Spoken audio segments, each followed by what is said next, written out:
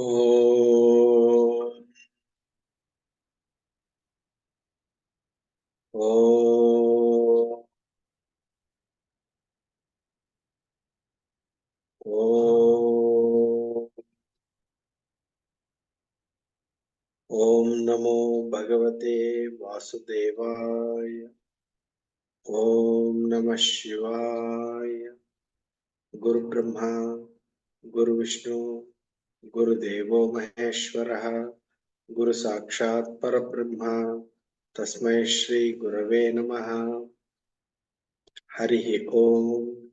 Shri Gurubhyo Namaha. Harihi Om.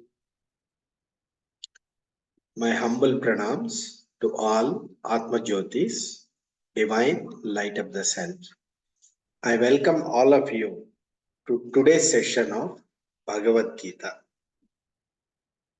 We are going to study Bhagavad Gita, Godardha Deepika by Sri Madhusudana Saraswati, translated by Swami Gambhirananda of Sri Ramakrishna Matam. Before we start that book, I thought that we will go through a summary of all the chapters so that we have a background, we complete Bhagavad Gita, a summary at a very high level so that we know what we are talking about. I am not a Pandita, I am not a Jnani, I am not a Guru. I am just a Sadhaka, seeker. I am conducting this study hour so that it will help me to understand Bhagavad Gita better. It is a process of learning for me. If there are any mistakes, please forgive me.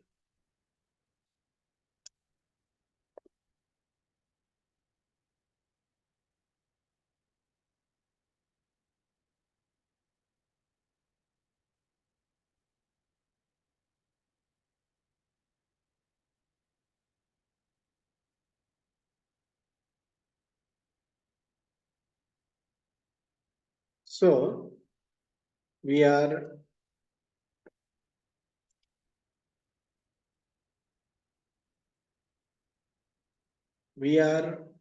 completed 6 chapters so far. First 6 chapters we have completed.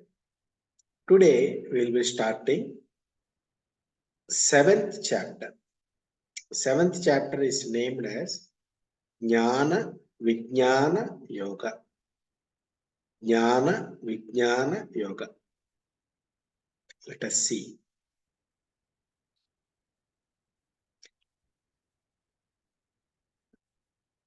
So traditionally, people divide Bhagavad Gita into 3 sections.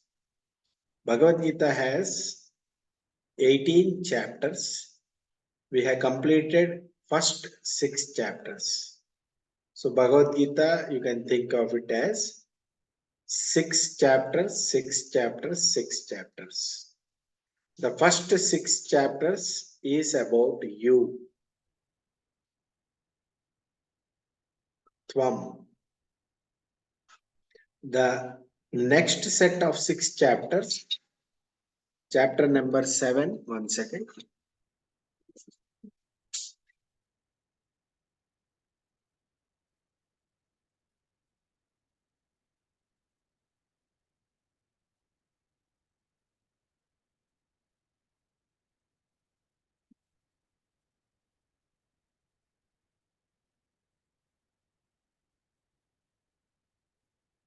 Chapter number 7 to 7, 8, 9, 10, 11, 12. The 6 chapters is about Tat. Tat means Ishvara or God. Tat in Sanskrit means that. That means God. And the last 6 chapter explains the identity between Tvam and Tat. Thereby, Bhagavad Gita 18 chapters explains the Veda Vakya Mahavakya Tattvam Asi. You are that, thou art that. So we are in chapter, we started in the middle 6 chapters of Bhagavad Gita, chapter 7 to 12. This talks about nature of God. Who is God? What is God? Is going to be explained in these 6 chapters. 6 chapters is about God. First 6 chapters is about you, the individual being, and the next 6 chapters is about God. We do lot of sadhana, individual effort. Without the grace of Ishvara, Krupa of Ishvara, grace of Guru, we cannot attain success in spiritual life. We require grace of Ishvara, grace of Guru. This grace is always there. It is not that it is available to some people and not available to some people. Not like that. It is equally available for everyone. The grace of Ishvara is equally available for everyone. We only have to tune our mind to this grace. Ishvara, Guru, and Atma are one and the same.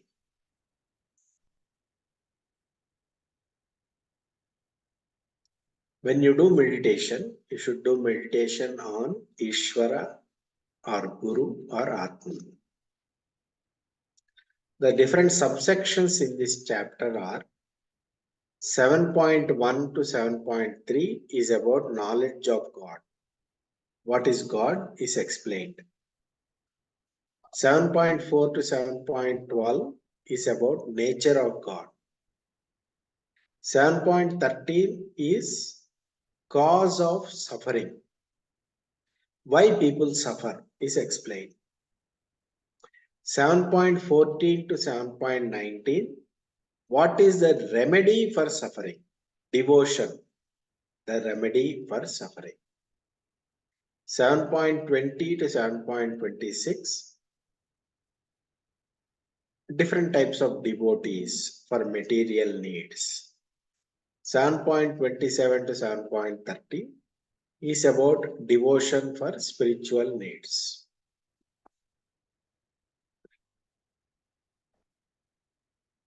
So 7.1 to 7.3, Sri Krishna talks about Para Prakriti and Apara Prakriti.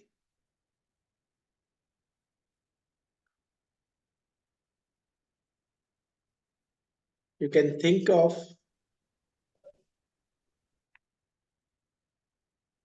there is Parabrahman, one and only Parabrahman, non-dual Parabrahman.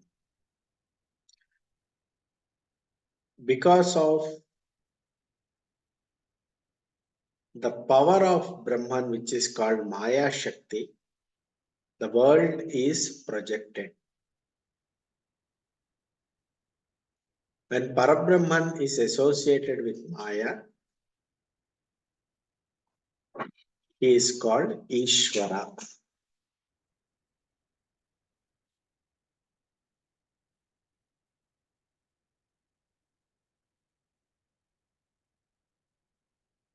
Ishvara is Saguna Brahma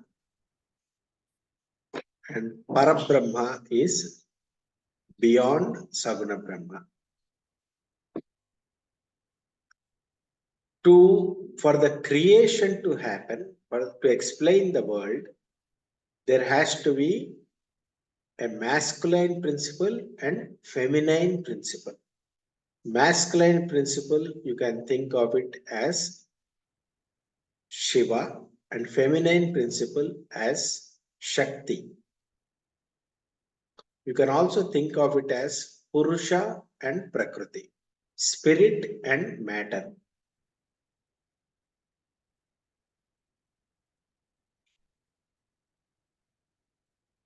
From the Jiva point of view, Jiva means individual being.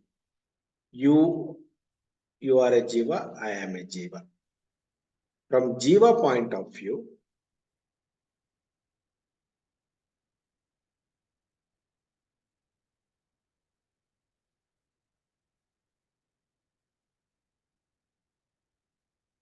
we know that we are separate from God.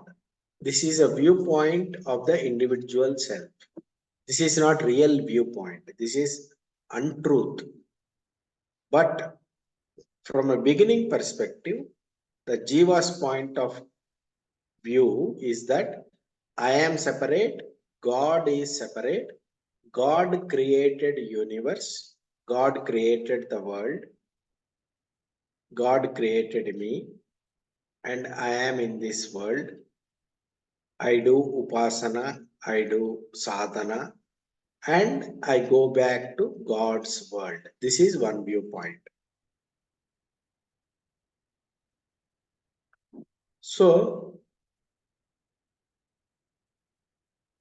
for doing meditation, we require love for Ishvara, love for Sri Krishna, love for Rama, like that.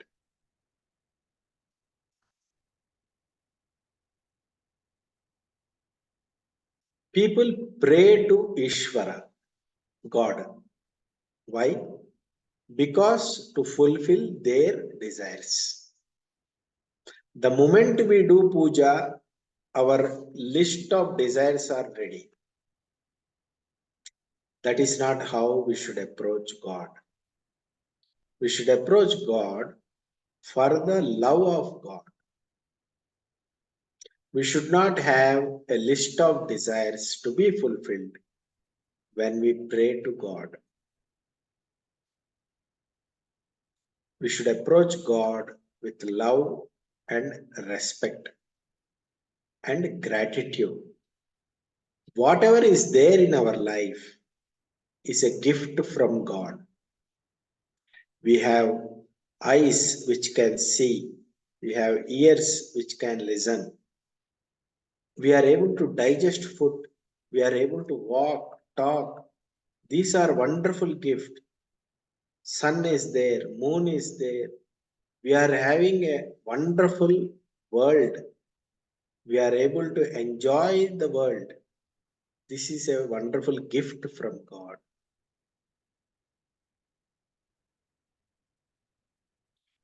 Knowing this, naturally, we will feel grateful to God. Instead of that, we forget all these things, all these gifts, and we say, I have so and so desire. My son has to pass exam. My daughter has to pass exam.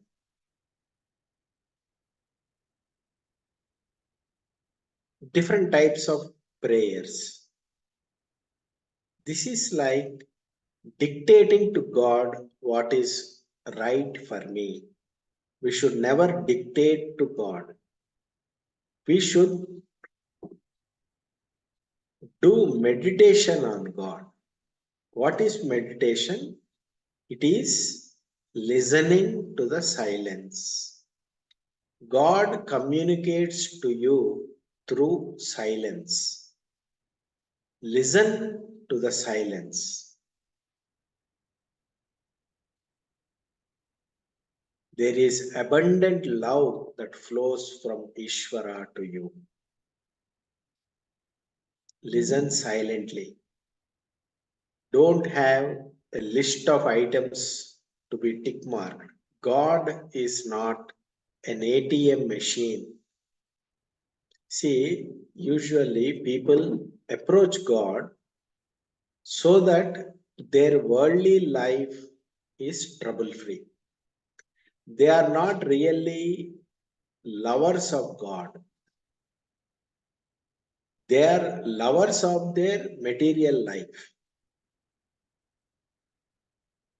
In order for their individual material life to be happy, they use God for solving their problems. Nobody is there doing meditation on God for the sake of love of God.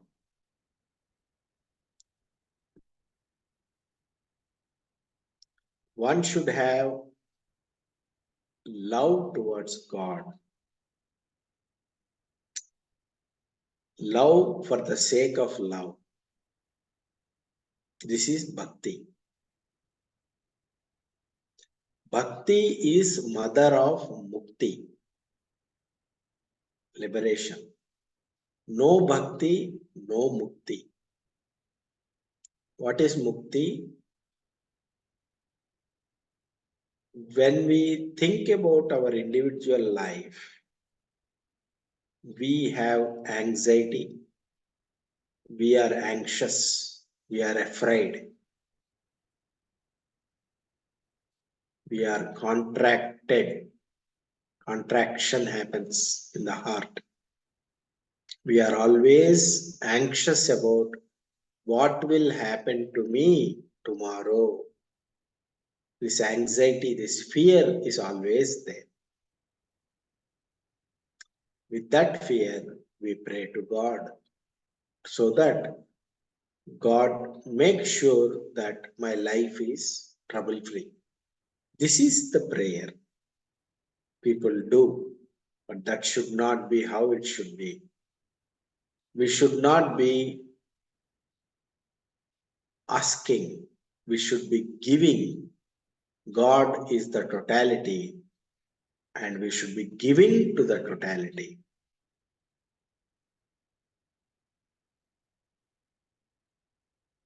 Karma Yoga is expression of love towards Bhagavan. Japa Yoga, when you do japa, don't have a goal. Enjoy the name of the God. That is, express your love through the chanting, by chanting the name of the God. Dhyana Yoga, sit comfortably and have love towards God. That itself is dhyana. For everything, we have a goal.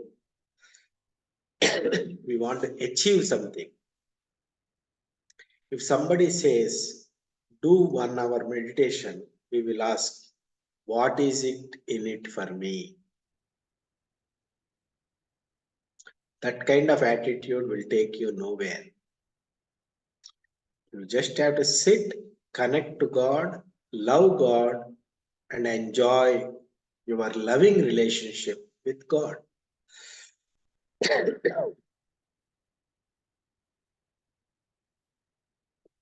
Bhagavad Gita 7.3 Manushyanam sahasreshu kaschid yatati siddhaye yatatam abhi siddhanam kaschin mam vetti tattvataha. Many amongst thousands of people, hardly one person strives for perfection. Perfection means in meditation, doing meditation, try to get better. And amongst those, very rare few know God in reality.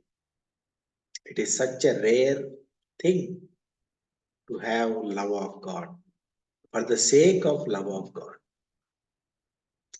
To have a loving relationship with God in itself is a great achievement.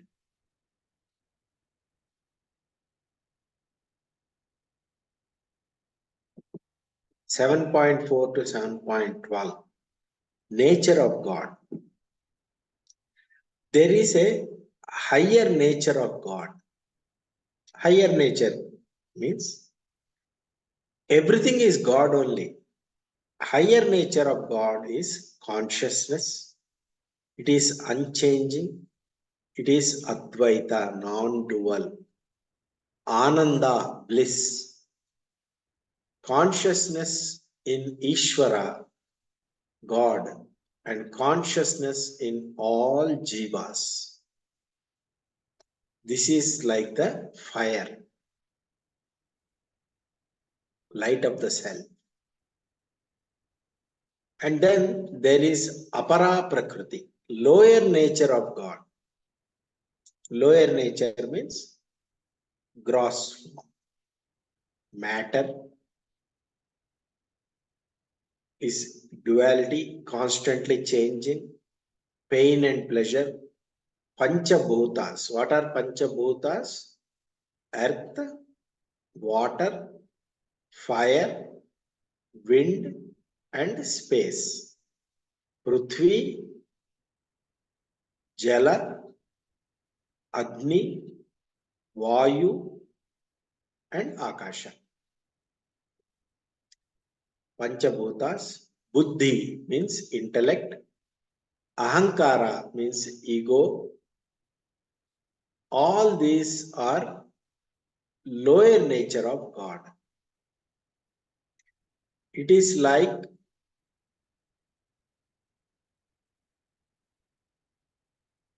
one aspect of God. Our intellect is an aspect of God. Our mind, manas, is one aspect of God. Our body, which is made up of 5 elements, Panchabhutas, is one aspect of God. We are nothing but God in another form, lower form, gross form. And in this body, animating this body is the Chaitanya, spirit. That spirit is also God only, Ishvara. The I am in you, the I am in me, the I am in everyone is Ishvara. The I am in ant, the I am in elephant, everything is Ishvara only.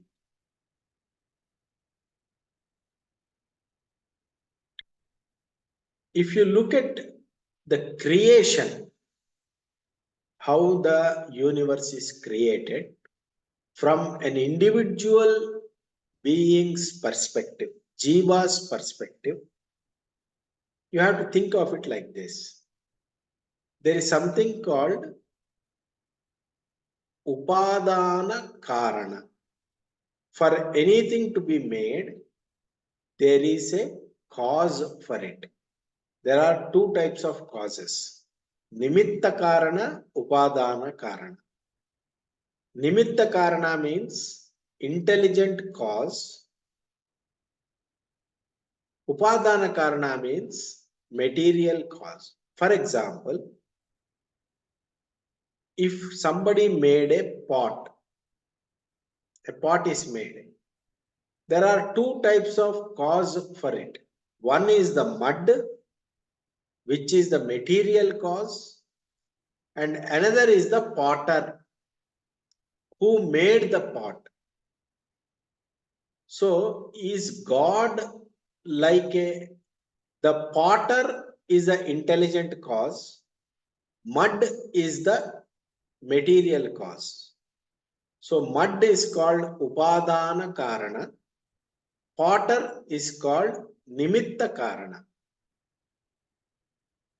So people can debate, is God like a Nimitta Karana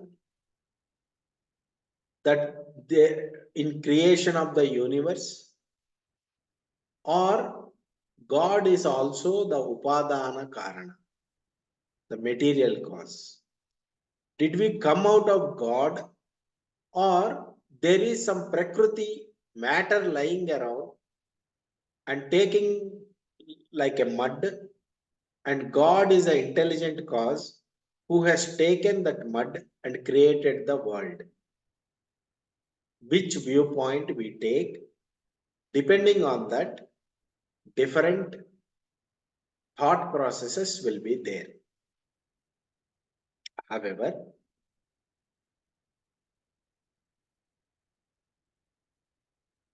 In Advaita school, in Advaita philosophy Vedanta,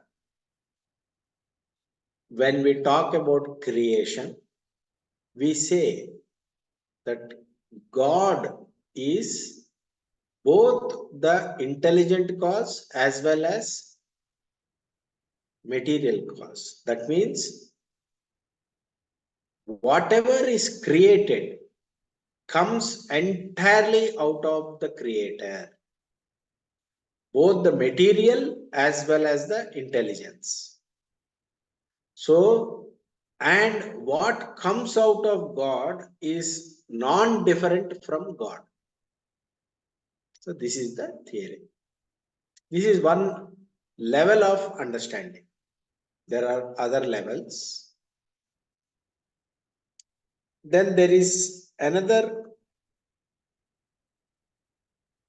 terminology that comes, which is called upadhi. Upadhi means name and form. For example,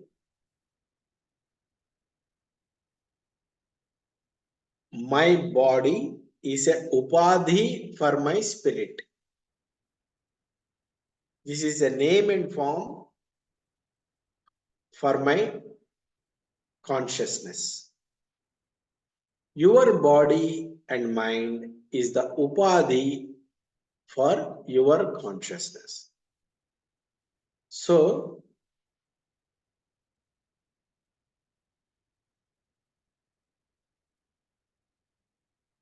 upadhi means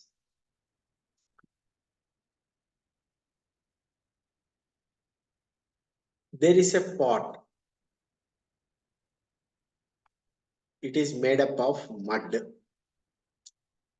There is a kettle, which is also made up of mud. Now, pot is a name and form of mud.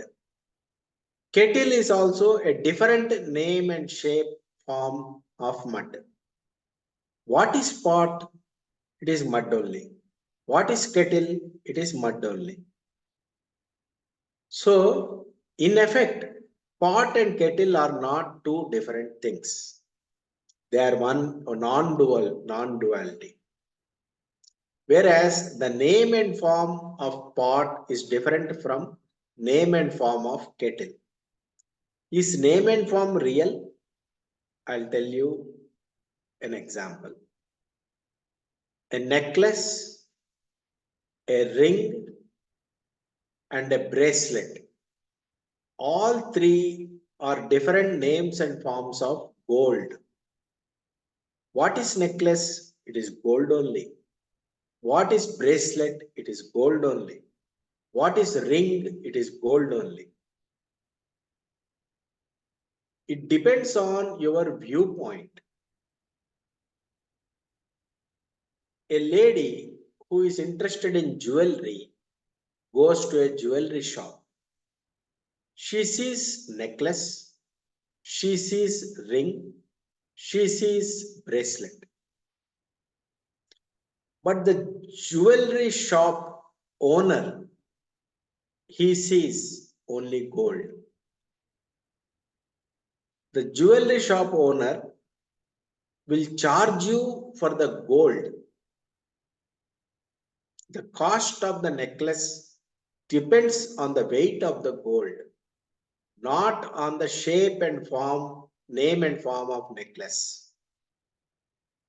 I hope I made it clear. Similarly, the world which you see is different names and forms of the same material, unseen material called Brahman.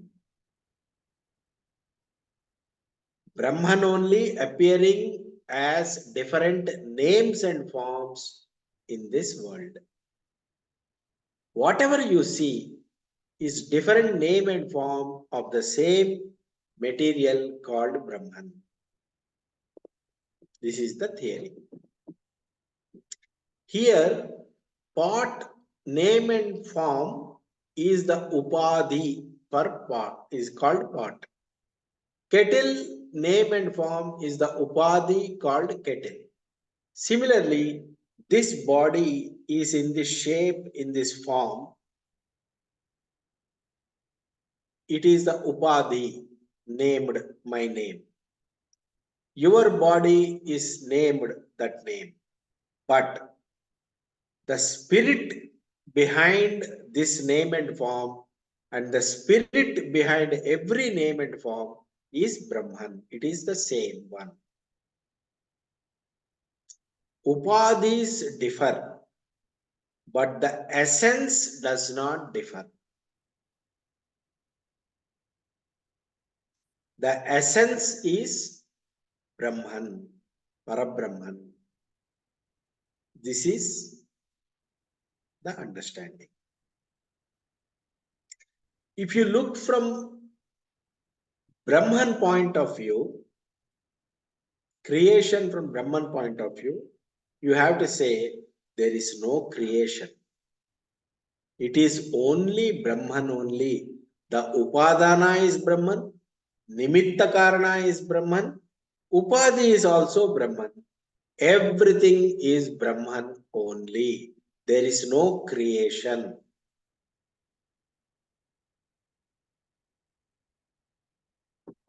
So, 7.4 to 7.12, nature of God. So, it talks about Mahatattva to Ahankara and Sattva, Rajas, Tamo gunas, 5 sense organs, this eyes, nose, ears, how the creation happened. First, there was Atma. From Atma came the Mahatattva. From Mahatattva, Ahankara. From Ahankara, Sattva, Rajas, Tamo gunas. This Sattva, Rajas, Tamo gunas became 5 sense organs. It became 5 sensations of touch, smell, hearing, taste, vision, like that. So it's a gradual from subtlest form to gross form. What we are seeing the world is a gross world. It came from a subtlest Atma. This is how it has to be understood.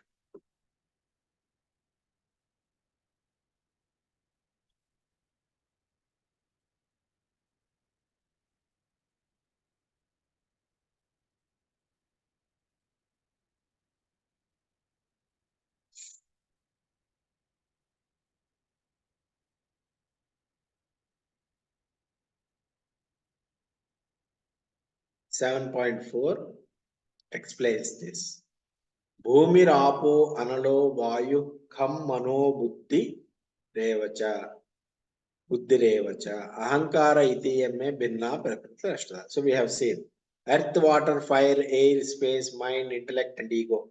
These are the 8 components of my material energy. So these are the lower nature. There is nothing higher than myself, O Arjuna.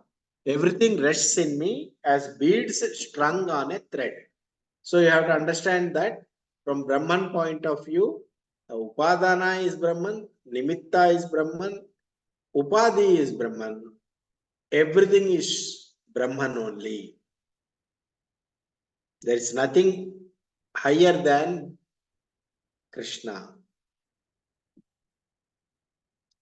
I am the taste in water, radiance of sun and moon. I am the sacred syllable Om in the Vedic mantras. I am the sound in ether and the ability in humans. I am the pure fragrance of the earth and the brilliance in fire. I am the life force in all beings and the penance of the ascetics. Know that I am the eternal seed of all beings. God is the seed source. Seed means source from which everything has come. I am the intellect of the intelligent and the splendor of the glorious. 7.13 Cause of suffering. Why we will undergo suffering? is because we are focused on the apara prakriti. We are focused on the material nature. We are focused on the gross. We are not focused on the subtle, which is the consciousness. If you take your mind back to the consciousness, you will feel peaceful. This is, if you are focused on the outward projection, which is the gross objects, your mind will get distracted and your mind will go in 10 different directions and you will have agitation. If you take it back subtler and subtler inside, then you will see that you are consciousness, you are spirit. If you stay as spirit, you are peaceful. And 7.14 to 7.19, devotion is the remedy for suffering. See, there are different types of people. A Nastika. Nastika means an atheist. Atheist is materialistic. Atheist is not even a devotee. Then there is a Artho who is in difficulties. A person may be having difficulties. Then that person will pray to God to remove the difficulties. He is called a Artha who is in a difficulty. Ardhardi, a person wants property, money, prosperity. That person also prays to God. He is called a Arthardi. Artharthi. Ardha means wealth. Ardhi means who seeks wealth. Ardhardi means who seeks wealth. Seeker of money and desires. Money, why money? To fulfill the desires. Jijnasu means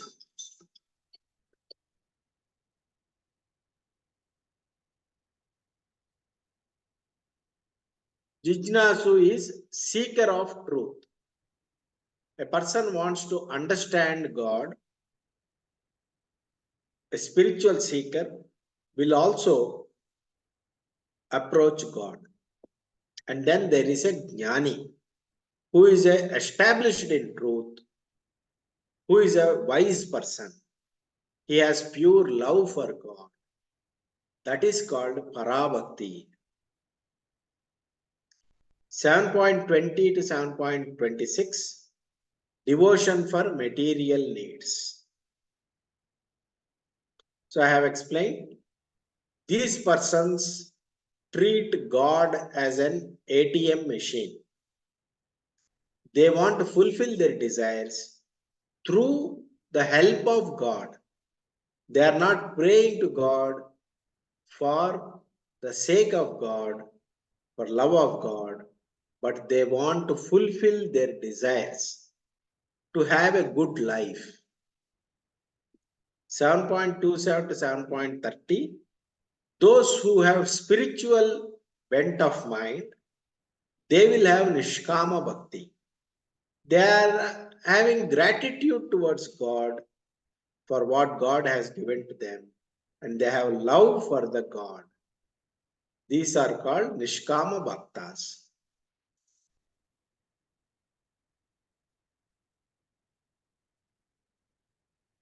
So God says, Supreme Lord says, my divine energy Maya, consisting of Sattva, Rajas, Tamas, is very difficult to overcome.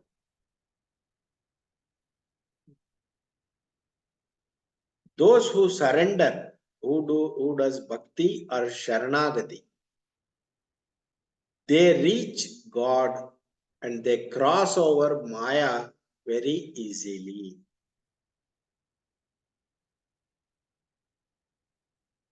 So we have discussed this. 4 kinds of people engage in devotion. They are Artho, Artharthi, Jijnasur and Jnani. This we have discussed.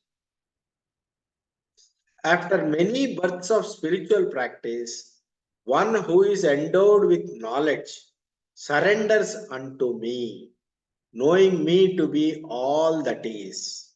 Such a great soul is indeed very rare. Vasudeva Sarvamiti Samahatma Sudurlabha. Knowing me, Vasudeva, to be all that is, such a great soul is indeed very rare. All beings are deluded by the dualities of desire and aversion. Everybody have dualities, likes and dislikes. Anything that come in front of us, either we like it or we dislike it.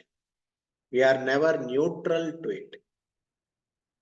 So we have either desire or aversion. But those who take shelter in God, strive for liberation from old age and death, they come to know the Brahman, also the individual self, and the entire field of karmic action. They will understand all these things. With this,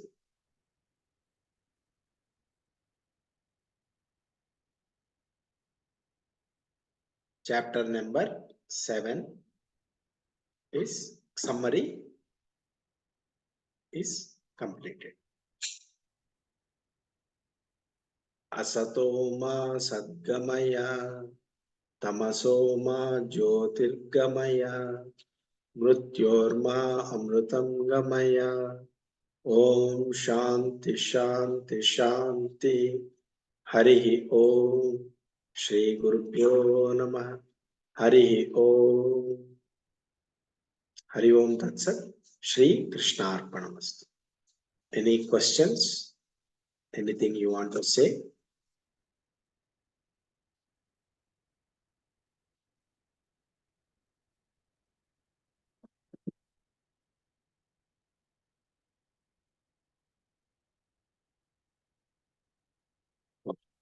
If there is nothing to say, we can close the session.